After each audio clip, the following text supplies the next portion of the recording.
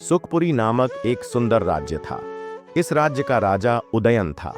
राजा उदयन बहुत ही अमीर थे। उनके महल सोने से बने थे और उनके पास सैकड़ों सैनिक और विशाल हाथी थे। राजा हमेशा गर्व करते और अक्सर कहते थे, इस राज्य में मुझसे ज्यादा बुद्धिमान और कोई नहीं है। लेकिन उनके मंत्री हमेशा उन्हें जी सरकार कहते रहते थे, क्योंकि वे राजा से बहस करने का साहस नहीं करते थे।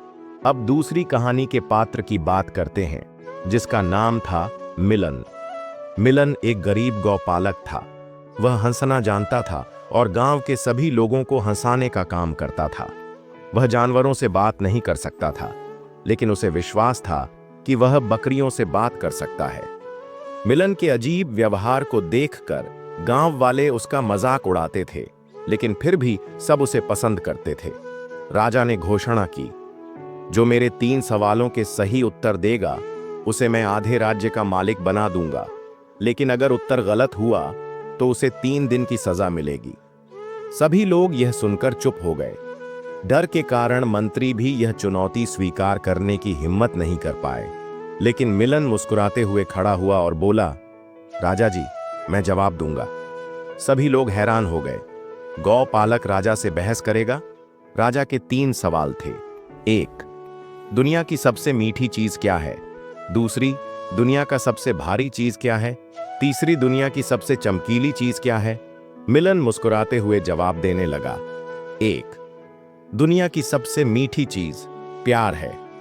राजा जी, प्यार के बिना दुनिया बेकार है।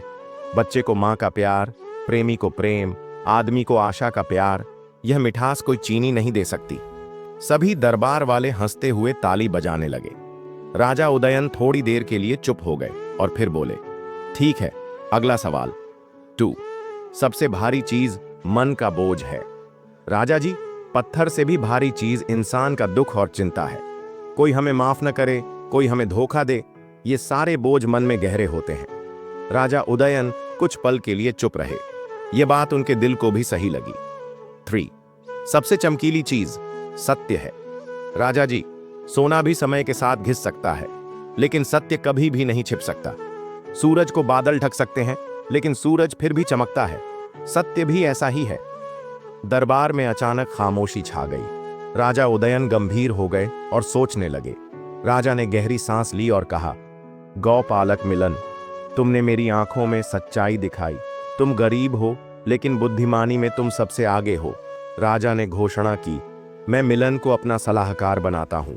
गांव वाले खुश हो गए और राज्य में एक नया युग शुरू हुआ, जहां गौपालक मिलन राजा के बराबर सलाहकार बन गए। कहानी से शिक्षा, बुद्धि और प्यार पैसे से नहीं खरीदी जा सकती।